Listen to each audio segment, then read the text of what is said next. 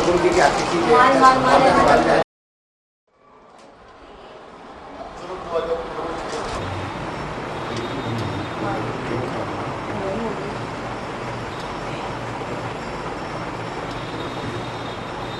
पर ये आता है, सभी लोग ये कहते हैं कि मेरा मन नहीं मानता, मेरी भक्ति नहीं होती, मैं क्या करूं। मैं बड़ी कोशिश करता हूं कि भक्ति करूं, भक्ति होती नहीं, मेरा मन ही नहीं मानता। अब सवाल ये आता है कि तेरा मन ही नहीं है, तेरा मन कैसे है? जब तक तू कहेगा मेरा मन, तब तक तो भक्ति हो ही नहीं सकती। तेरा तो मन है ही नहीं। अब जो मन के अंदर विचार आते हैं, तो विचार जो है, मन जो है वो प्रकृति है। जो मालिक, वो स्वामी जो रचना करता है सृष्टि की, तो प्रकृति की रचना करता है, तो वो मन की भी रचना करता है। बुद्धि, अहंकार, 5 महाभूत, दोनों प्रकार की इंद्रियां, 5 तन्मात्राएं और मन, ये सारी वो रचना करता है प्रकृति से, और ये शरीर ये चोला बन जाता है, और फिर उसके अंदर बैठकर क्रिया करता है। और चेतन आत्मा जो है, ये ना तो सृष्टि की रचना कर सकता है और ना ये क्रिया कर सकता है। क्रियाशील तो वही है, और सृष्टि की रचना करने वाला भी वही है। तो फिर ये मेरा मन कैसे हुआ? ये तो मेरा मन है ही नहीं। जब तक हम कहते हैं मेरा मन, तो इसका मतलब हम उसके साथ जुड़ गए। जो विचार हैं वो भी मेरे ही हैं, तो फिर लगा लो जोर, ऊपर से नीचे तक जोर लगा लो, विचार नहीं रुकेंगे, ना मन मानेगा किसी सूरत में नहीं मानेगा। जितना तुम यत्न करते चले जाओगे, उतना ही मन बिगड़ता चला जाएगा। कर लो यत्न। अब कहते हैं, शास्त्रों में भी आता है, अब बहुत लोग कहते हैं काम को वश में करो, काम को मारो, क्रोध को मारो, लोभ को मारो, मोह को मारो, अहंकार को मारो, फिर भक्ति बढ़ेगी। अब मार के देख लो, जो बड़े बड़े हाथी योगी हैं, जो जंगलों में बैठे हैं, उनमें कोई बिरला माई का लाभ निकलता है, कोई, और वो भी सिद्धियों में फंस जाता है। कोई मालिक की कृपा हो, तो एक आध कोई निकला हो, कोई बहुत गिनती कम है। और गृहस्थी ने तो निकलना ही क्या है? गृहस्थी कैसे मार लेगा ये काम, क्रोध, लोभ, मोह, अहंकार को, और कैसे इस मन को वश में कर लेगा? सभी यही प्रचार करते हैं। मैंने खुद किया है, मैंने इतना त्राण लगा लिया, मैंने भूखों भी रहा, खाना पीना भी छोड़ दिया। 6 साल मैंने नहीं खाया, अन्न नहीं खाया। ये फिर भी बस में ना हुआ, ये और ज्यादा बिगड़ गया। ये काम, क्रोध, लोभ, मोह, अहंकार कुछ भी नहीं बस में हुआ। ये तो बल्कि जितना जितना हम वश में करते हैं, तो जिस तरह ज्वाल बाटा होता है ना, वो दबता जाता है, दबता जाता है, दबता जाता, फिर एक तब वो ज्वाल बाटा फटता है, तो उसके आगे कुछ नहीं कर सकता। तो इस तरह जितना जितना दबाते जाओ, उतना उतना ये बढ़ता चला जाता है। मैंने आहार क्या हुआ, मैं तो हार ही गया। मैंने कहा ना तो कोई भगवान और कुछ भी नहीं है, सारा ही बकवास है। सारे संत महात्मा भी बकवास है, ऋषि मुनि बकवास, सारे शास्त्र भी बकवास। इनको हर आग लगा दो सब शास्त्रों को। मैं बिल्कुल छोड़ दिया, बहुत ज्यादा निराश हो गया। क्या करूं मैं, किस तरह करूं मैं? सारा ही कुछ कर लिया, असर भी कर लिए, प्राणायाम भी कर लिया, हठ योग भी कर लिया, सारा ही कुछ कर लिया, लेकिन ये नहीं कुछ भी बुरा। और ऐसा होता है, नाम नाम के संत होते हैं, पल्ले नहीं होता कुछ भी, और बल्ले उल्टे चिड़चिड़े। तो ये जो आहर क्या समझ में आई कि ये मन तो तेरा है ही नहीं, ये अहंकार भी तेरा नहीं है, ये काम भी तेरा नहीं है, क्रोध लोभ मोह कर तो तेरा तो है ही नहीं, इसमें कोई मतलब ही नहीं है, ना ये मन है तेरा। अब मन के अंदर जो विचार आते हैं तो क्रिया हो रही है, वो मालक क्रिया कर रहा है, उसको कौन रोकेगा बता, कौन रोक सकता है। सूर्य है, सूर्य में वो प्रकाश दे रहा है, वो क्रिया हो रही है, चंद्रमा तारे वायु अग्नि जल, इस तरह क्रिया हो रही है। हमारे अंदर भी बहुत क्रिया हो रही है। अब अंदर की क्रिया रोक दो ना, वो दिन रात चल रहा है, तो उसकी क्रिया रोक दो, आप ही मर जाओगे। अगर जिगर है काम कर रहा है, हाजमा शक्ति काम कर रही है, गुर्दे काम कर रहे हैं, कितनी की इंद्रियां हमारे अंदर काम कर रही हैं, गिनती से बाहर, तो कैसे कर लोगे। ये वो क्रिया कर रहा है। ये सब कुछ सृष्टि जो है उसने रचना की है, ये सब सृष्टि उसकी है। तो इसमें ये होता है, मैंने जो हिसाब लगाया, जो मेरी समझ में आई बात, कि मैं तो चेतन हूँ, जीवात्मा हूँ, मैं, ये प्रकृति है, और जितनी भी प्रकृति है वो मालक की है, और प्रकृति को चलाने वाला भी वो है। मैं ना तो प्रकृति को बनाने वाला और ना प्रकृति को चलाने वाला। अब मन के अंदर जो विचार आता है, चाहे बुरे से बुरा विचार है, चाहे अच्छे से अच्छा विचार है, जब तुम कहोगे कि मेरा मन और मेरे अंदर बुरे बुरे विचार आते हैं, मैं क्या करूं, मेरी भक्ति नहीं होती, तो तेरा मन है ही नहीं। तू तो चेतन है, और ये प्रकृति है, और ये प्रकृति की क्रिया है, और ये प्रकृति को बनाने वाला वो है, और अंदर क्रिया करने वाला वो है। तो जो हमारे मन का अंदर विचार है, जब तुम अपने आप को जान जाते हो कि मैं चेतन हूं, मैं ऐसे अलग हूं, ये प्रकृति अलग है, मैं तो मालक की अंश हूं, वो मेरा स्वामी है, तो उसके चरणों में बैठ जाते हैं। भाई प्रभु, मैं, तू मेरा तेरा सदा से संग है, सृष्टि की रचना से पहले भी मैं तेरे संग, अब भी तेरे संग, और इसके बाद भी तेरे संग। ये प्रकृति तो अलग है, ये तो तेरी रचना है, और तू करता है, मैं तो करता ही कुछ नहीं, मैं तो तेरे चरणों में बैठा हूं। तो जब हम अपने आप को अलग करके उसके चरणों में बैठ जाते हैं, तो फिर जो मन के अंदर विचार आते हैं, उसका संग ही ना करो, कि मेरे विचार है ही नहीं, मेरा मन ही नहीं है, उसका संग ही ना करो, तो तुम्हारा विचार क्या बिगाड़ लेंगे। जब तक चेतन साथ नहीं देता विचारों का, प्रकृति का जब तक चेतन साथ नहीं देगा, तो वो क्या कर लेंगे विचार, बुरे से बुरा विचार क्या कर लेगा तुम्हारा, चाहे वो काम का है, चाहे वो क्रोध का है, चाहे वो लोभ का है, चाहे वो मोह का है, चाहे वो अहंकार का, क्या कर लेगा। वो चार आएंगे और चले जाएंगे। अगर वो चेतन साथ देता है, तुम लोग साथ देते हो, आत्मा उसका साथ देती है, चाहे वो काम का विचार है, चाहे वो लोभ का है, चाहे मोह का है या अहंकार का, तुम साथ देते हो, तो फिर वो कर्म पड़ेगा, फिर वो कर्म पड़ेगा। तो वो कर्म चाहे अच्छा है या बुरा है, उसका फल भोगोगे। जब वो कर्म ही नहीं बनता, कर्म ही नहीं बनेगा, तो तुम फल कायगा भोगोगे। तो इसमें तुमने तो दृष्टा बनना है, तुम दृष्टा हो, तुम साक्षी हो, तुम अपने आप को चेतन समझो, आत्मा हो, मैं आत्मा हूं।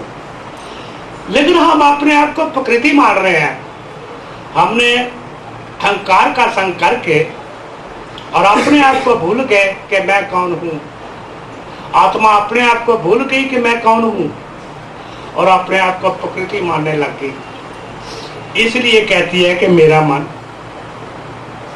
मेरे ये जो है मेरे विचार, मैं क्या करूं, मेरी भक्ति नहीं बनती। भक्ति तेरी कैसे बन जाएगी, तेरे विचार ही नहीं है, तेरा मन ही नहीं है। अब जो तुमने पिछले जन्म में कर्म किए, ये जो मन है, जो इसके अंदर विचार आते हैं, इसके ये मन तो बेचारा करता ही कुछ नहीं, इसके तो अख्तियारात ही कुछ नहीं है।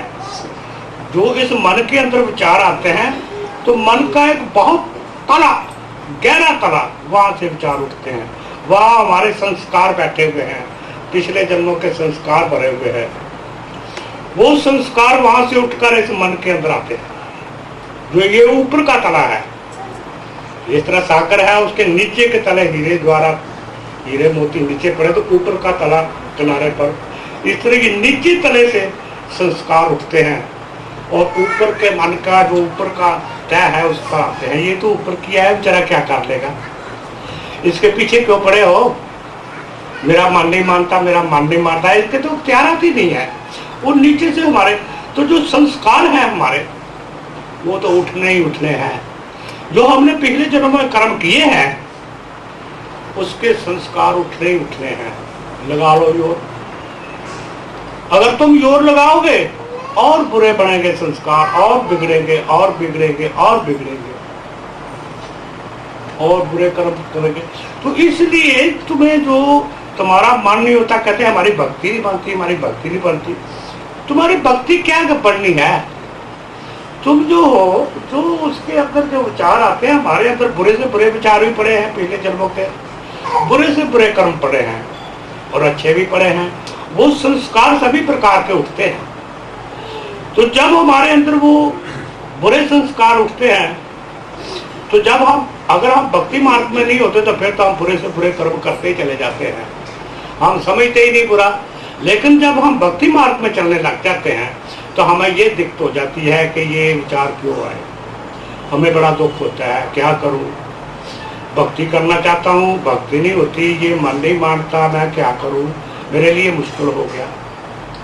तो इसलिए ये है कि तुम अपने आप को चेतन मानो को मैं चेतन हूं, मानो को मैं है ही चेतन, और ये अलग है प्रकृति, और मैं और मेरा स्वामी चेतन है, और ये सारे मेरे स्वामी के कार्य हैं।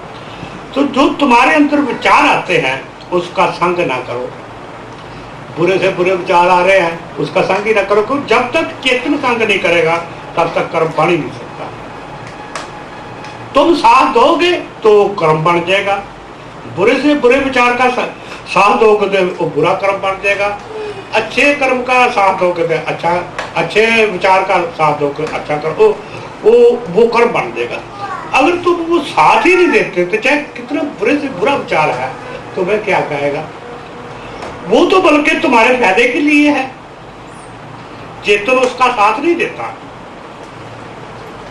चेतन देख रहा है कि ये बुरा विचार है, उसका साथ ही नहीं देता। तो वो बुरे विचार जो हमारे पिछले जन्म के जितने भी जमा थे वो संस्कार बन जाते हैं जन्म में, जो पिछले प्रारब्ध के कर्म होते हैं और एक जन्म में संस्कार बन जाते हैं। तो तुम्हारे जितने बुरे कर्म हैं सारे खत्म हो जाएंगे। तुम कहोगे ये जो है तुमने तो साथ ही ना दो, तो फिर तुम्हारा फायदा ये नुकसान है। तुम कहते हो मेरा मन नहीं लगता, अरे तुम अपने आप को पहचानो, वो तो तुम्हारा फायदा है, तुम उसका साथ ना दो। जब तुम साथ ही नहीं दोगे तो कर्म ही नहीं बनेगा।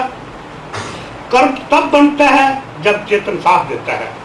जब तुम साथ दोगे, उस संस्कार का, उस विचार का साथ दोगे, जो मन के अंदर विचार आ रहा है उसका साथ दोगे, तब जाके कर्म बनेगा।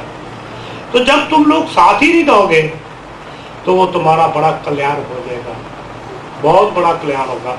क्योंकि जितने भी बुरे कर्म हैं सारे निकलते चले आएंगे और चले जाएंगे, आएंगे और चले जाएंगे। तुम बैठे देखते रहो, एक फ्लड आता है तो फ्लड के आगे आओगे तो बह जाओगे, और एक तरफ किनारे में बैठकर ऊंची जगह देखोगे तुम्हें फ्लड कुछ नहीं कहेगा। तो जो हमारे मन के विचार आते हैं, हम कहते हैं मेरा मन, मेरे विचार, तो हम उसके आगे आ जाते हैं, फिर हम बह जाते हैं। जो बुरे विचार आते हैं बुरे कर्म करते हैं, जैसे जैसे वैसे कर्म करते हैं, हम उसका साथ देते हैं। तो इसमें सबसे बेहतर तरीका यही है कि किसी को मारना मूरना नहीं है, ना कोई मरता। अगर काम के विचार आ रहे हैं तो कुछ ना कहो, उसको हटाओ मत, उसको दबाओ मत, अगर दबाओगे तो और प्रबल होंगे और प्रबल होंगे। बैठे बैठे देखते हो, ये ठीक है, ये तो जिस तरह हम यहाँ बैठे हैं, बाहर बारिश आ रही है, तूफान आ रहा है, आंधी आ रही है, ओले पड़ रहे हैं, तो हमें क्या फर्क पड़ता है। इसी तरह मन के अंदर जो विचार आते हैं, काम का आ गया विचार, लोभ का विचार आ गया, मोह का आ गया, अहंकार का आ गया, तो तुम तो अंदर बैठे हो, अपने मालिक की शरण में बैठे हो। वो भी चेतन है और तुम भी चेतन हो, तुम सदा से इकट्ठे हो। सृष्टि की रचना होने से पहले भी इकट्ठे थे, अब भी इकट्ठे हैं।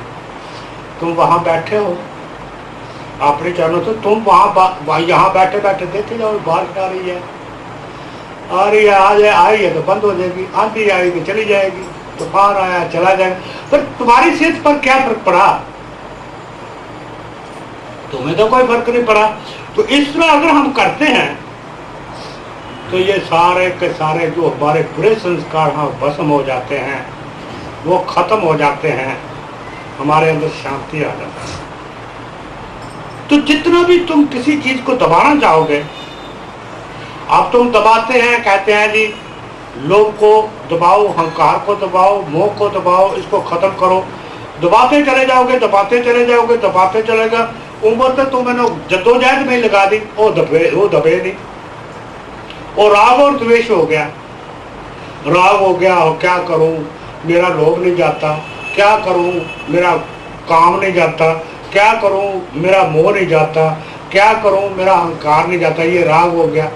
वो नहीं जाता तो फिर द्वेष हो गया, राग और द्वेष में फंसे रहे। उम्र बीत गई भगत जी की, भगत जी से भक्ति नहीं बनी, उम्र क्या, भगत जी माला डाल ली, भगत जी जाते हैं मंदिर में, पूजा करते हैं, पाठ करते हैं, भगत जी अपने सत्संग करते हैं, भजन बोलते हैं, भगत जी की भक्ति नहीं बनी। क्योंकि उसका कारण ये है, भगत जी ने ये नहीं सोचा कि मैं कौन हूं। और ये काम क्रोध लोभ मोह का ये भी प्रकृति है, ये प्रकृति के गुण है। तो ये तो सारी की सारी प्रकृति है। तो तुम इसको दृष्टा बन के देखो, देखते रहो, बैठे हो देखते रहो, अपने मालिक की क्षण में बैठ जाओ तो कहो प्रभु ये सृष्टि की रचना तो तूने की है ना, मैं तो की नहीं, मैं तो कर ही नहीं सकता, मैं तो अनु हूँ, अल्प हूँ, मैं तो बहुत छोटी हूँ, मेरे में तो हस्ती नहीं है।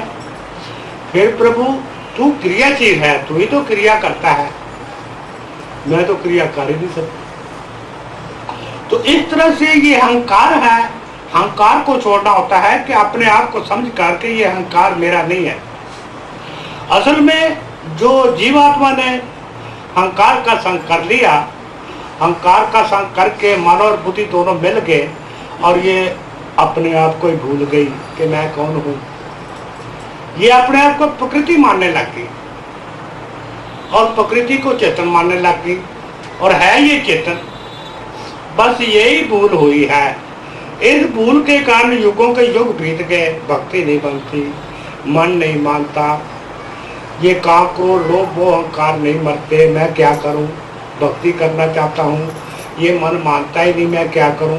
तो सबसे जो बड़ी भूल है शुरू में, उसको देखो मेरी इसे भूल क्या हुई है।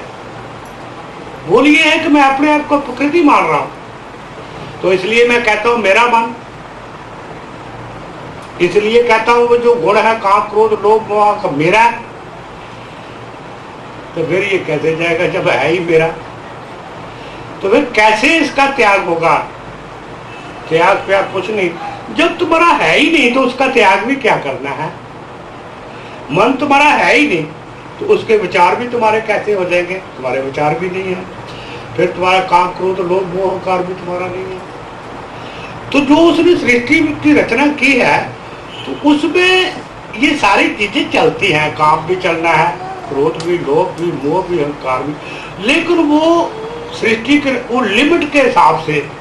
आप बिजनेस तो करना ही है, भूखो थोड़ी मरना है, खेती करनी है, काम करना है, तो अब इसको भी आप भी लोभ जान ले। अक्सर भगवान ने पेट लगाया है तो ये तो करना ही करना है। लेकिन वो लोभ क्या होता है वो चीज कुछ और है, फिर कभी बताऊंगा, ज्यादा टाइम लग जाता है। तो ये तो करना ही करना है, मोह है। अब बच्चे तो पालने ही है, अब इसको पहाड़ में छोड़ रहे हैं। अगर हम इन बच्चों से प्रेम नहीं करेंगे तो आकाश से आएगा कोई इनका प्रेम करने वाला? कौन प्रेम करेगा? तो इस तरह ये सारी चीजें मालिक ने बनाई हैं। तो हमने अपने बच्चों से खूब प्रेम करना है, लेकिन उसमें ये देखना है कि मैं चेतन हूं, तो इन बच्चों के अंदर भी मेरा आत्मा परमात्मा है, मेरा स्वामी बैठा है। तो मोह से बच जाओगे। जब तुम अपने स्वामी को देखोगे अपने बच्चों के अंदर, तो हमारा शुद्ध प्रेम हो जाएगा, तुम्हारा मोह खत्म हो जाएगा। उससे जो पहले मोह करते थे वो लोग, वो स्वार्थ का था, वो मोह था। लेकिन जब तुम कहते हो मेरा प्रभु तो सभी में है, इसमें मेरा प्रभु जो है, जब तुम परिवार में सभी के अंदर उस मालिक को देखते हो, ये जीवात्मा है और परमात्मा है, सबके अंदर आत्मा परमात्मा दोनों बैठे हैं, तो फिर प्रेम करो। तो हम मोह को ये है, ये भी परिवार को छोड़ के जंगलों में चले जाओ। जंगलों में तो चले जाएंगे तो ये मन के साथ ही रहना तेरे, ये कहाँ छोड़ के जाओगे? परिवार को तो चलो छोड़ के, तो ये कहाँ छोड़ के जाओगे? जब मन साथ है तो काम भी फिर साथ ही है, और लोभ भी साथ है, मोह भी साथ है, अहंकार भी साथ है।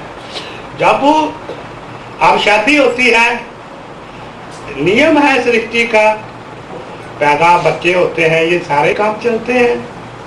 त्याग त्याग त्याग, देखो वो चीज जो है त्याग की, किसी चीज की त्याग करने की जरूरत नहीं है। तुम अपने आप को पहचानो कि मैं कौन हूं, अपने आप को जानो, तो अपने स्वामी को जानो, तो अपने स्वामी के चरणों में बैठ जाओ। जब तुम्हारे अंदर कोई भी विचार आता है, काम का, क्रोध का, लोभ का, मोह का, अहंकार का, हे प्रभु मैं तो तेरी हूं, मैं सदा से तेरी हूं, और अब भी तेरी हूं, आगे भी तेरी हूं। ये जो रचना है प्रकृति की, ये तो तूने की है, मैं तो कर ही नहीं सकती। मैं अनु हूं, अल्प हूं, छोटी हूं, मैं अज्ञानी हूं, मैं तो कुछ भी नहीं। तू महान है, तू महान है, तू सर्वशक्तिमान है, तू सर्व सृष्टि का मालिक है, तू सब जीवात्माओं का मालिक है, सब लोकलकांतर के ब्रह्मांडों का मालिक है, सब लोकलकांतर के पिंडों का मालिक है, सब लोकलकांतर के जीवात्माओं का मालिक है। स्वामी मैं तो तेरी चरणों में बैठी हूँ, बाकी तू क्रियाशील है, ये सब क्रिया तो तू ही कर रहा है, मैं तो कर ही नहीं, मैं तो तेरे चरणों में बैठी हूँ, मैं तो वहां जा ही नहीं सकती। मेरे तो प्रकृति का संग ना आज तक हुआ, ना है, ना आगे होगा, ना हो सकता। और तेरा संग मेरा ना आज तक टूटा है, ना टूटा है, ना टूट सकता। तेरा मेरा अटूट रिश्ता है, और हम सदा से साथी हैं, और सदा से इकट्ठे हैं। आप भी इकट्ठे हैं, और पीछे भी इकट्ठे थे, और आगे भी इकट्ठे रहेंगे। तो मैं तो तेरे चरणों में बैठी हूँ। तो ये जो कुछ भी हो रहा है, ये तू ही तो करता है। तो जो कर्तापन है, अब जब हम प्रकृति का संग कर लेते हैं, तो हम अपने आप को कर्ता मानते हैं कि मैं करता हूं। इसलिए फिर हम दुखी हो जाते हैं कि मेरा माड़ी नहीं मरता, क्या करूं, काम नहीं मरता, क्रोध नहीं मरता, लोभ नहीं मरता, मोह नहीं मरता, अहंकार नहीं मरेगा कैसे? बता, तेरा और प्रकृति का मेल क्या है? जब दूसरे का काम अपने हाथ में लोगे तो दुखी पाओगे। ये काम उस मालिक का है, तो करता वो मालिक है, जीवात्मा तो करता है ही नहीं। तो जब करता बढ़ेगी ना, तो युगों युगों के लिए दुख भोगेगी, जन्म मरण के चक्र में फंसेगी, और ये कुछ भी नहीं होना, उल्टा खड़ा हो ले बेचारा, जो मर्जी कर ले, भक्ति बढ़ नहीं सकती। और करते हैं, बड़े बड़े आत्म योग से करते हैं, बढ़िया सिद्धियां प्राप्त कर लेते हैं। तो ये सहज तरीका है, ये गृहस्थी के लिए बहुत सहज तरीका है। उसकी चरणों में बैठ, उसकी शरणागति, उसके शरणागति हो जाओ, प्रभु मैं तेरी, और दृष्टा बन के देखते रहो। विचार आ रहे हैं उसका संग ना करो, क्योंकि जो मन है ये प्रकृति है, विचार भी प्रकृति है। तो जब तक चेतन उसका संग नहीं करेगा वो कुछ नहीं कर सकते, आएंगे और चले जाएंगे। अगर चेतन उसका संग करता है तो फिर उन विचारों में बल मिलता है, फिर उसका कर्म बनता है, नहीं तो बलहीन है, आएंगे और चले जाएंगे। तुम्हारा क्या बिगड़ता है? बुरे विचार आए तो आने दो, तुम्हारा बिगड़ता क्या है? आएंगे चले, बहुत अच्छा है, गंध साफ हो रहा है, तुम्हारे जन्म जन्म का गंध साफ हो जाएगा, सब धोने तो तुम शुद्ध हो जाओगे, पवित्र हो जाओगे, तुम्हारे अंदर शुद्ध, सारे के सारे शुद्धता आ जाएगी। तो इसलिए ये इस बात पर विचार करना चाहिए और घबराना नहीं चाहिए कि मेरा मन नहीं लगता, मेरी भक्ति नहीं होती, मैं क्या करूं। ये इसको राग द्वेष बोलते हैं। जब तुम उसका संग नहीं करते और विचार आते हैं और चले जाते हैं, फिर हमारा राग द्वेष खत्म हो जाता है, और जिसका राग द्वेष खत्म हो गया वो मन की प्राप्ति कर, ये पक्की बात है। मन की प्राप्ति, जब तक राग द्वेष चलेगा तब तक उसकी अज्ञानता है, वो चाहे हजारों साल लगा रहे, लाखों साल लगा, वो मन की प्राप्ति नहीं कर सकता। तो इसलिए जो हमारा अहंकार है ये बहुत बुरी चीज है। अहंकार के कारण ही ये युगों के युग बीत के जन्मते मरते, और अहंकार के कारण के जन्मते मरते चले जाएंगे। एक कहानी आती है, एक दफा काशी के पंडित बोले आपस में कुछ पंडित जो अपने प्रेमी थे, सत्संग करने वाले, कीर्तन करने वाले, तो कोई सूर्य ग्रहण था, तो बोले भाई आपके जो है ना सूर्य ग्रहण का मेला जो है प्रयागराज में मनाएंगे। जितने अपने प्रेमी थे, भजन पाठ करने वाले, वो सारे आ गए। उन दिनों में किश्ती चला करती थी। वो जो काशी के पंडित हैं ये भांग भूख पीने के बड़े शौकीन हैं। वैसे भी जो भोला शंकर के प्रेमी होते हैं ये भांग पीते हैं, अब भी पीते हैं, भांग पीने के बड़े शौकीन होते हैं। उन्होंने कुछ भांग पी ली, कुछ लेके चल पड़े, कोई वहां किश्ती में बैठ के घुट घुट के पिएंगे। और बैठ के किश्ती में तो चलो भाई, बारी बारी किश्ती को चलाओ। वो चप्पू होता है उसके ऐसे ऐसे करते हैं तो किश्ती चलती है पानी पीछे। भाई जिस तरह कहीं थे, अब भाई तेरी बारी बारी बारी चलाए जाओ। अपने नशा भी पीते रहे, भांग भी घोट घोट के पीते रहे, सारी रात चलाते रहे, किश्ती सारी रात चलती रही। भाई प्रयागराज में जाना है तो रात लग जाती थी प्रयागराज में पहुंचने के लिए। जब सुबह दिन चढ़ा तो बोले देख भाई वो प्रयागराज आ गया है। एक ने उठ के देखा, कहता वो प्रयागराज नहीं तो काशी का ही घाट नजर आता है।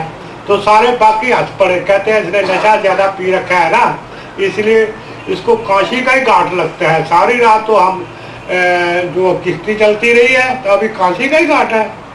बैठ जा तू, तूने नशा ज्यादा पी रखा है। फिर दूसरे को बोले तू देख, दूसरे भी अच्छी तरह गौर से देखा, कहता भाई काशी का ही घाट लगता है। ये बोले इसने भी नशा ज्यादा ही पी रखा है। बताओ भाई सारी रात तो किश्ती चली, तभी तक काशी में बैठे हैं, प्रयागराज आया ही नहीं। तीसरा, दूसरा, तीसरा, वो सारे ही कहे भाई काशी का ही घाट लगता है। फिर कोई बीच में कोई सियाना आदमी था, वो उठ के देखने लगा तो जो किश्ती की रस्सी थी ना, वो तो कील के साथ ही बंधी, वो तो खोली ही नहीं। तो किश्ती कहाँ जानी थी? वो वही चप्पू बजता रहा सारी रात, वही मारते रहे, वो वही किश्ती वही खड़ी, तो पीछे रस्सी तो खोली नहीं। तो किश्ती कहाँ जानी थी? कहता ओहो ये तो बहुत बड़ी गलती हो गई, वो पीछे वो कील से साथ रस्सी खोलनी थी, वो तो खोली ही नहीं, तो किश्ती कहाँ जानी थी, इसलिए काशी का ही घाट है। सो साहब है हमारा, हम बड़ी भक्ति करते हैं, मंदिरों में भी जाते हैं, पाठ पूजा भी करते हैं, गुरु भी बना लेते हैं, बहुत कुछ करते हैं। तो जो अहंकार वाली रस्सी है वो तो बधी रह जाती है ना, वो तो खोलता ही नहीं। अगर अहंकार वाली रस्सी को खोल दे तो चेतन अपने आप को जान ले कि मैं कौन हूं, तो फिर तो कृष्टि जरूर प्रयागराज में पहुंच जाएगी। नहीं तो चप्पू मारते रहो, सारी उम्र जो है करते रहो, चिमटे बजाते रहो, कीर्तन करते रहो, सत्संग करते रहो। हाँ वो है वही के वही जो पहले दिन थे ना, वही हमारे मन का हाल, वही तृष्णा, वही कामना, वही वासना, बुरा हाल। हमारे में इतना रत्ती भी फर्क आया। फिर कहते हैं आज फिर जाते हैं संत महात्मा के, क्या करें जी, हमने भक्ति भी बड़ी की, हमने पूजा भी की, हमने पाठ भी किए, हमने बहुत कुछ सुनाते हैं, तो फिर हमारे तो कुछ पल्ले नहीं पड़ा। तो पल्ले क्या पड़ रहा, वो किल्ली के साथ जो रस्सी है उसको तो खोल लो, पल्ले तो तभी पड़ेगा ना। तो ये जो है अहंकार जो है ये मूल रूप है। अहंकार का संग करके आत्मा जीवात्मा बनती है, और इसका संग करके ही जन्म मरण के चक्र में पड़ जाती है, और इसी के संग से सारा कुछ पैदा होता है। तो इसलिए अहंकार को छोड़ो।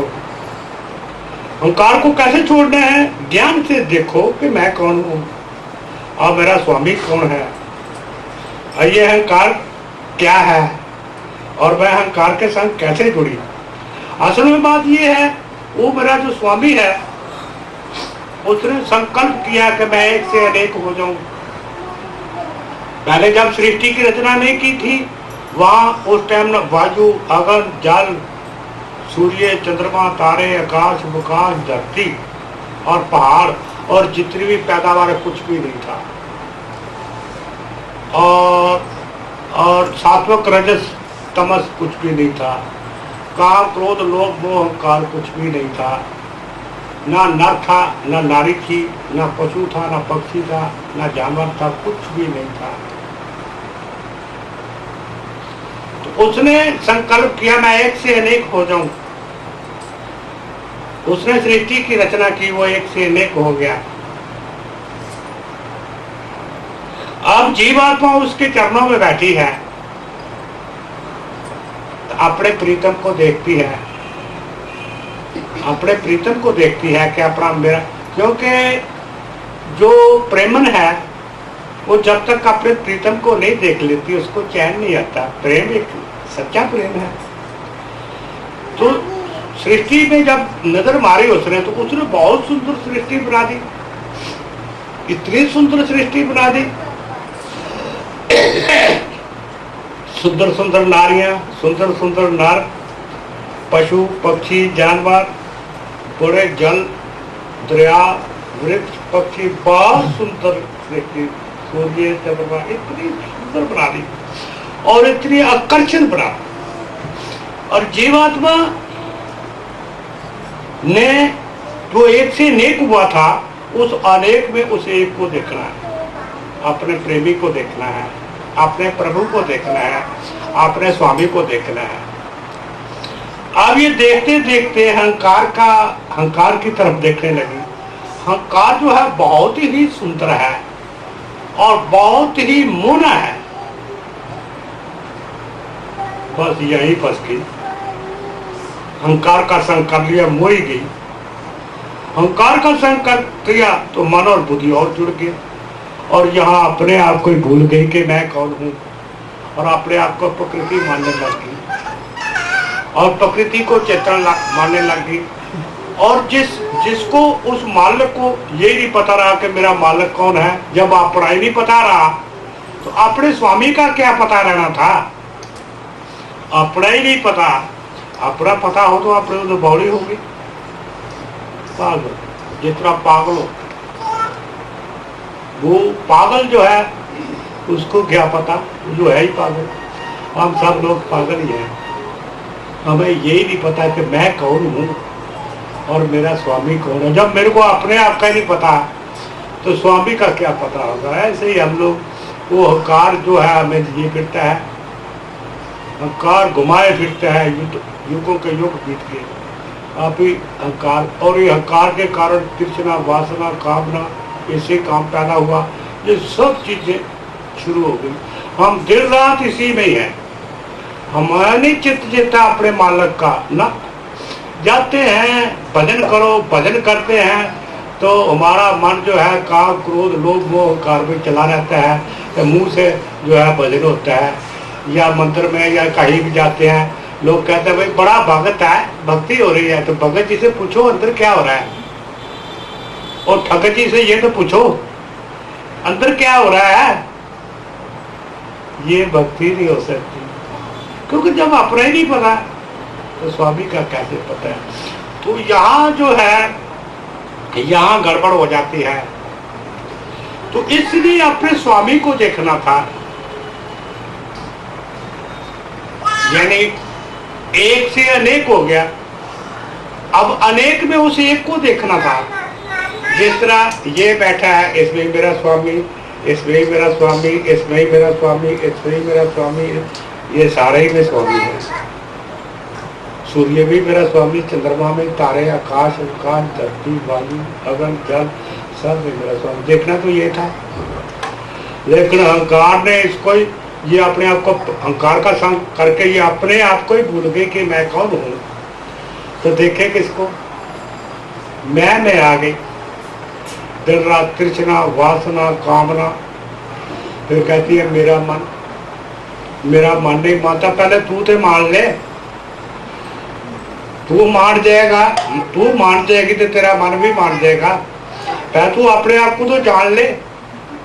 जब हम अपने आप को जान लेते हैं, अपने आप को पहचान लेते हैं कि मैं तो दृष्टा हूँ, मैं तो प्रभु के दर्शन करने हैं, मैं तो प्रभु की प्रेमन हूँ, तो मैंने अपने प्रभु को देखना। सूर्य में वही, जल में भी वही, अन्न में भी वही, हर नर नारी में वही, पशु पक्षी जानवर में वही। जिधर देखते हैं, जिधर आंख उठती है, उधर वही वही। फिर मन क्या कर लेगा, मन में जो विचार आ रहा है ये वही, उसमें भी वही, मैं तो कहीं भी नहीं हूं।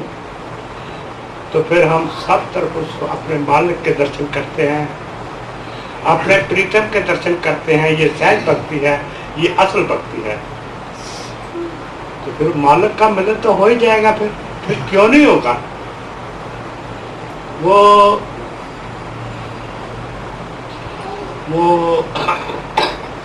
बाबा फरीद जी हैं, वो लिखते हैं, संत हुए बाबा फरीद, मैं आज न सुती कंत सी, मेरा अंग मुड़ा मुड़ जाए, जय पुछ दुहागणी तुम तित रहन भाई।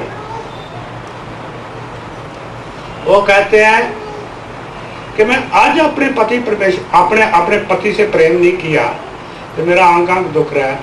तो दुहागणी बोलते हैं पागल को। उन पागलों का क्या हाल होगा, वो कैसे रात बताती हैं, वो कहाँ घूमती हैं, उनका क्या हाल होगा। इसका भाव अर्थ ये है कि बाबा फरीद जी कहते हैं कि मैंने उस पति परमेश्वर से आज प्रेम नहीं किया तो मेरा अंग अंग दुख रहा है। तो जिसने कभी भी अपने पति से, पति परमेश्वर से प्रेम नहीं किया, उनका क्या हाल होगा। तो हम है दुहागनी, बौड़ी, पागल। हमने कभी अपने पति से प्रेम किया है, अपने पति परमेश्वर, तो हमारा क्या हाल होगा। हाल तो बुरा ही है हमारा, दिन रात चिंता, दिन रात दुखी, कलेश, बस हाल हमारा पूछो ना। तो बौड़ियों का हाल तो ऐसा ही रहना है, जिनको ये नहीं पता कि मेरा परमेश्वर, मेरा पति, ये जीवात्मा को ये नहीं पता कि मैं कौन हूँ और मेरा परमेश्वर कौन है। अरे मैं बावरी, अरे मैं बावरी, मुझे पिया मनाना ना आया। अरे मैं बावरी, मैं तो बावरी हूँ, मैं पागल हूँ, युगों के युग बीत के भटक रही है। ये जंगल है, ये जो संसार है, भटक रही है। अब मेरे को ये नहीं पता मेरा प्रिय कौन है, मेरा प्रीतम कौन है। तो अपने आप को पहचानोगे, अपने आप को जानोगे, तो तभी तो प्रीतम का पता लगेगा। और प्रीतम हमारे पास ही बैठा है, वो कभी भी हमारे से जुदा नहीं हुआ है। तो किसको खोजना है, किसको पाना है? कोई गुम हो गया हो तो उसको पाना भी है, जंगलों में जाके, गंगा में डुबकी मारी, तीर्थों में जाके, चलो वो गुम हो गया उसको ढूंढो। वो तो तुम्हारे पास ही बैठा है, सदा से ही तुम्हारे पास है, आप भी तुम्हारे पास है। किसको खोजना है? खोजना कि वो तो है ही तुम्हारे पास। किसको ढूंढते हो, किसको? तो वो तुम्हारे पास है, वो सदा से ही तुम्हारे पास है। तुम अपने आप को जानो, तुम अपने आप को पहचानो। ये जो हम संग कर लिया है प्रकृति का, चेतन ने, और वो सब कुछ करता हुआ भी करता है, और जीवात्मा करता ही नहीं है, और ये करता होता हुआ भी करता बना बैठा है। और यही कारण है जन्म जन्म से हम भटक रहे हैं। तो ये तो बहुत सहज है, थोड़ा ज्ञान की जरूरत है, थोड़ा धीरज की जरूरत है, थोड़ा अपने हृदय में जानो, अपने हृदय के अंदर जाप मारो। तो भगवान को पाने से पहले अपने आप को ही जानो कि मैं कौन हूं, अपने आप को पहचानो। हमने ये शरीर को कहता मैं शरीर हूं, मैं मन हूं, मन मेरा है, ये बुद्धि मेरी है, ये कान मेरा है, ये नाक मेरा है, ये आंख मेरा है, ये शरीर मेरा है। तेरा तो है, चलो मान ली बात। तो जब मर जाते हैं तो शरीर जला देते हैं, तो फिर वो तेरा कहाँ जाता है? वो मेरा मेरा कहते हो, फिर वो कहाँ जाता है? वो जिसको मेरा मेरा कहते हो वो शमशान घाट में पहुंचता है। जो तेरा है वो नहीं जलता, वो अमर है। तुम अमर हो, तुम चेतन हो, तुम आत्मा हो, तुम अमर हो। और जो तुम्हारा प्रीतम है, जो तुम्हारा प्रभु है, जो तुम्हारा स्वामी है, वो भी अमर है। चेतन का तो चेतन से ही मेल होता है, प्रकृति से क्या मतलब? प्रकृति तो बनती है, गिरती है, टूटती है, फूटती है। जो पैदा होता है, शरीर पैदा होता है, जीवात्मा पैदा नहीं होती। यही माँ के पेट में पैदा होता है। तो जो मरता है तो शरीर मरता है। जीवात्मा न पैदा होती है न मरती है, ये तो कर्मों का फल भोगने के लिए आ जाती है। ये अज्ञानता है इसकी, इसको पहचान नहीं हुई कि मैं कौन हूं और मेरा स्वामी कौन है। तो फिर जो है तुम्हारा स्वामी तो सदा से तुम्हारे पास ही है। जब पैदा नहीं हुए थे तब भी तुम्हारे साथ था, अब भी तुम्हारे साथ है, और मरने के बाद भी तुम्हारे साथ रहेगा। जो जिसको तुम अपना माने बैठे हो, ये शरीर मेरा है, ये तो साथ नहीं रह रहा। ये मकान मेरा है, ये भी साथ नहीं रह रहा। ये दान दौलत मेरा है, ये भी साथ नहीं रह रहा। ये फैक्ट्री मेरी है, ये जमीन मेरी, ये भी साथ नहीं रह रहा। ये बेटे बेटियां और सारा परिवार, ये भी नहीं रह रहा, कोई भी नहीं रह रहा। वो सच्चा साथी है, ये सारे साथ छोड़ देंगे, सब साथ छोड़ देंगे। आज मर जाता है कोई तो सारे परिवार का साथ छूट गया, कोठियां बंगलों का भी छूट गई, फैक्ट्रियां भी छूट गई, खेती भी छूट गई, दान दौलत भी छूट गया, सब परिवार रिश्तेदार छूट गए। लेकिन वो नहीं छूटा, वो साथ ही है। तो असल हमारा कौन है, असल प्रेमी हमारा कौन है, हमारा अपना कौन है, इस पर गौर करना चाहिए। अपना तो वही है, जो अपना है उनको तो हम अपना नहीं मानते, जो अपना नहीं है उसको अपना मानते हैं। और जिसको हम अपना मानते हैं उससे प्रेम हो जाता है, और जिसको अपना नहीं मानते उससे प्रेम नहीं होता।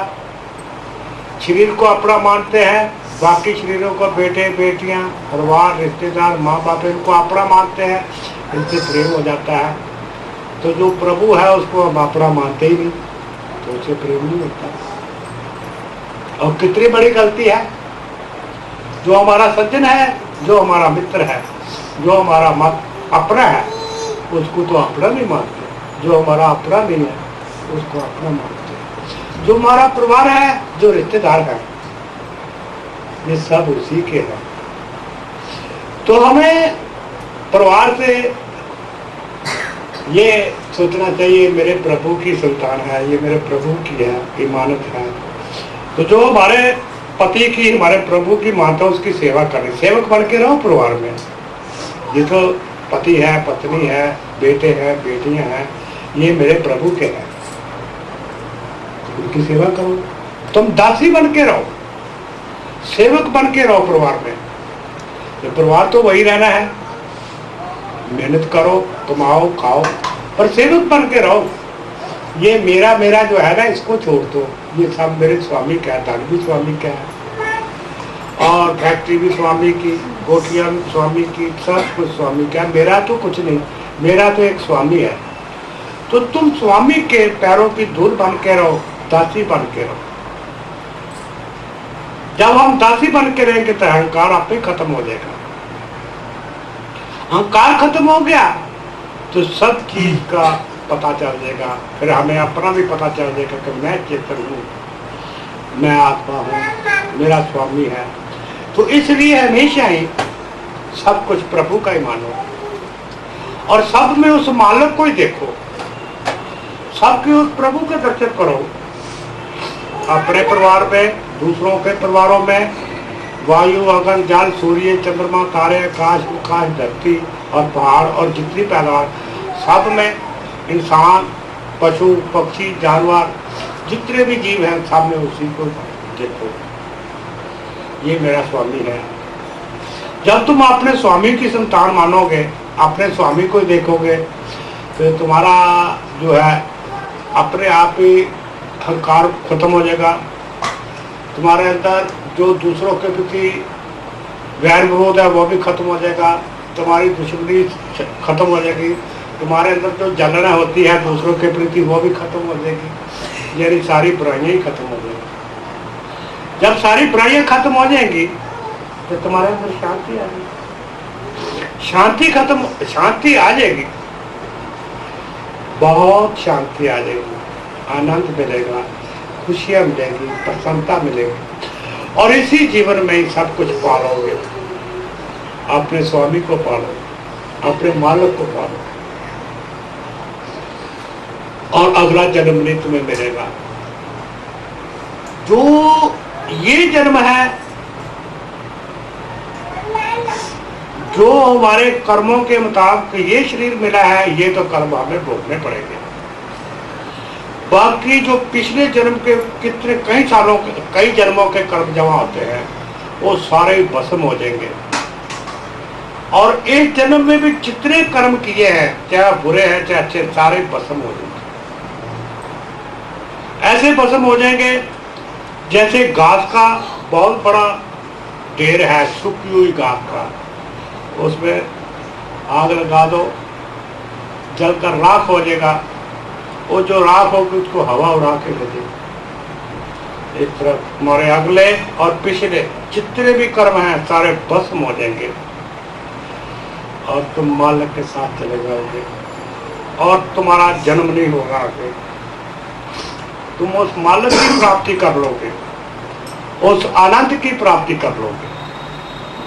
और ये मानव झोला जो मिला है, ये आनंद की प्राप्ति के लिए मिला है, उस मालिक की प्राप्ति के लिए मिला है। ये सिर्फ इंसान का ही झोला है जिसमें मालिक की प्राप्ति हो सकती है, जिसमें आनंद की प्राप्ति हो सकती है, और कोई झोला ही नहीं है। तो हमारे पर मालिक ने अपार कृपा की है, जो हमें मानव का झोला दिया है। और क्या चाहिए उससे, और क्या चाहते हो? क्योंकि मानव का झोला जो है सर्वश्रेष्ठ झोला है, इसके बराबर और झोला नहीं है। तो इसलिए जो तुम उसके हो जाओ, उसके चरणों में बैठ जाओ, उसकी शरणागति, शरणागति में हो जाओ, बैठ जाओ, उसी से हाथ जोड़ो। प्रभु मैं तो अनु, मैं अज्ञानी, मैं मूर्ख, मेरे को नहीं पता कुछ भी, मेरे को तो तेरा ही सहारा है, मैं तो तेरे सहारे में बैठी हूँ, तेरी कृपा हो जाएगी तो हो जाएगा, कुछ नहीं तो मैं तो बैठी हूँ, मैं तो बौड़ी हूँ। चतुर चुनाव को होशियार बढ़ कर बैठो उसके पास। ये चतुर चुनाव को होशियार जो है ये तो अहंकार है, अहंकार को चढ़ के बिल्कुल बौड़े होके बैठते, उसकी चरणों में बैठते, वो अपने आप ही संभाल लेगा। जब तुम उसके चरणों में गिर जाओगे सब कुछ माफ कर देगा और अपने आप संभाल लेगा, तुम्हें किसी चीज की चिंता नहीं है। लेकिन हमारे अंदर जो अहंकार है ऐसा मानता नहीं है चीज को। ये अहंकार की आदत है, मैं ये किसी के चरणों में क्यों पड़ेगा, करो मेरे जैसा को और है। ये मैं जो है, मैं हमारे को जन्म जन्म से हमारा नाश कर रही है, इस मैं को निकाल दो और भी मालक के आगे उसकी शरण में पढ़कर ये मैं का भी पाए, उसी से मांगो प्रभु मेरे पर करो कल्याण। तो इसके लिए जो है सत्संग जो है सबसे बड़ी दुआ है। हमें सत्संग में जाना चाहिए, सत्संग से ही इंसान बनता है, सत्संग से ही पता चलता है। पर मैं में आकर इंसान के पास टाइम ही नहीं है सत्संग में जाने के लिए। मेरे को वो जरूरी काम है, मेरा वो जरूरी काम है।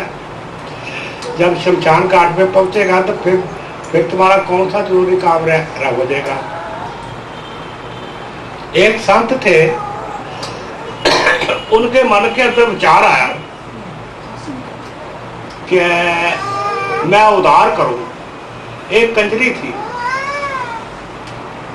वो कंजरी के पास चला गया,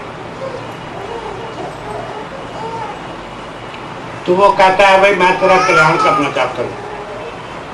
कंजरी बोली महाराज आपका विचार तो बहुत अच्छा है, पर अभी तो मेरा समय नहीं है, टाइम नहीं है, अभी तो मैंने हार श्रृंगार करना है। चलो वो चला गया वापस, फिर आया कि अब तेरा समय है, मैं तेरा उद्धार करना चाहता हूँ, तेरा कल्याण करना चाहता हूँ। महाराज जी अभी तो समय नहीं है, अभी तो गाहकों का टाइम है। यानी वो टाल मटोला करती रही। आज संतों ने ना कहा चल अच्छा तेरी मर्जी है। फिर कई अरसे के बाद फिर संत आए तो वो कंजरी मर गई थी। तो पूछा वो कहाँ गई, बोले वो तो मर गई। फिर कहाँ छोड़ के आया, कहते वो वहाँ जंगल में फलाना जगह पड़ी, वहाँ छोड़ा है, घेर है, उन्हें फूकते होंगे, उनका कोई होगा साफ का। वहां चला गया संत। वो हाड़ पड़े थे, ना वो बाल थे ना आंख थे। तो सिर में ऐसे हाथ लगा के कहता है कहाँ गया वो तेरे बाल सुंदर सुंदर, जहाँ कंघी फेरती थी। आंखों में हाथ लगा के कहता है कहाँ गई तेरी आंखें जहाँ तू काजल डालती थी, कहाँ गया वो शरीर तेरे जहाँ तू हार श्रृंगार करती थी। तो मेरा मतलब कहने का है कि जब तक हम जिंदा हैं हमारे काम नहीं खत्म होते। हमें कल्याणकारी जो काम होते हैं या सत्संग है जहाँ भगवान का नाम है, इसके लिए हमारे पास टाइम नहीं है। हमें बहुत जरूरी काम रहते हैं। हम कहते हैं जी हम आ नहीं सकते, क्या करें, हमारी मजबूरी है, मेरे को वो काम पड़ गया, मेरे को वो काम कर गया, आयु बीत जाती है। फिर शमशान घाट में जाकर सारे काम पूरे हो जाते हैं, वहां जाके काम की पूर्ति होती है, उससे पहले नहीं होती। उससे पहले तो कुछ ना कुछ होता ही रहता है। इसलिए सत्संग के लिए टाइम निकाला करो, उस मालिक के सिमरन के लिए, उसके भजन के लिए टाइम निकाला करो। ये सब कामों से जरूरी काम है। ठीक है, घर गृहस्थी के सारे काम करने होते हैं, लेकिन ये शरीर जो मिला है मालिक की प्राप्ति के लिए मिला है। नहीं तो ये तो मेरा ये काम है, मेरा वो काम है। कोई हमारा कल्याण भी करना चाहे क्या भाई मैं तुम्हारा कल्याण करना चाहता हूँ, तो तब भी उसको कहते हैं, ये नहीं सोचते कि ये मेरा कल्याण करना चाहता है ना। हम उसको कह महाराज जी नहीं, अभी मेरे पास टाइम नहीं है, मेरा बहुत जरूरी काम है, मेरा बहुत, जिस तरह वो कलगी कहती थी। तो फिर जरूरी काम कहाँ गए वो सारे के सारे। इस तरह से दुनिया में सबसे जरूरी मानव का सिमरन है और कल्याणकारी कर्म है और शुभ कर्म है और उसका चिंतन है, ये सबसे जरूरी काम है। तो इसके लिए हमें समय निकालना चाहिए। समय तो हमें ही निकालना चाहिए, हम निकालेंगे तो निकलेगा। संत तो बेचारे कल्याण करना चाहते हैं, फिर हमारे पास टाइम ही नहीं है। संत तो चाहते हैं कि इनका कल्याण हो जाए, पर कल्याण तो तभी होगा नहीं जो अगर हमारे पास टाइम हो। तो इसलिए हमें हमेशा कल्याणकारी कर्म करने चाहिए और प्रभु भक्ति करनी चाहिए और संतों का संग करना चाहिए और सत्संग सुनना चाहिए। इसमें हमारा कल्याण है। नहीं तो टाइम तो बीतता चला जा रहा है और एक दिन आना है, ये सारे जरूरी काम जो है खत्म हो जाने हैं। शरीर ही नहीं रहना है, कुछ भी नहीं रहना है। तो इसलिए जो है घर गृहस्थी में रहकर टाइम निकालना चाहिए और अपने आप को जानने की कोशिश करो, अपने अंदर जात मारो और जो है जल्दी ना करो, बहुत शांति से बैठो और शांति से विचार करो और उस पर गौर करो, फिर भजन करो। तोता रटने से कोई फायदा नहीं होता, जैसा तोते को सिखा दिया रटे जा रटे जा रटे जा। जो भजन करना होता है उसको पूरा जानना चाहिए। जो भी मंत्र है, मंत्र के बारे में पूरी जानकारी होनी चाहिए और प्रभु के बारे में जानकारी होनी चाहिए, अपने बारे में जानकारी होनी चाहिए। पूरी सूझबूझ से, अच्छी तरह समझ से भजन या कीर्तन या सिमरन करना चाहिए। उसका फल जो है बहुत उत्तम मिलता है।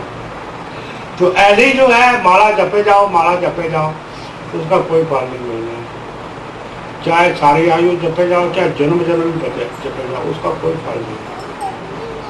कहते हैं जी मुंह से उसका नाम तो निकला है, तुम्हें पता है उसके नाम का क्या अर्थ है, क्या भावार्थ है। तो अपने अंदर में तो परिवर्तन नहीं आया, अपने अंदर में तुम जात नहीं मारते।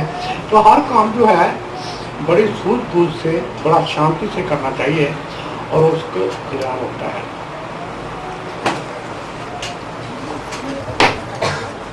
अच्छा जी, ये खड़े हो जाओ।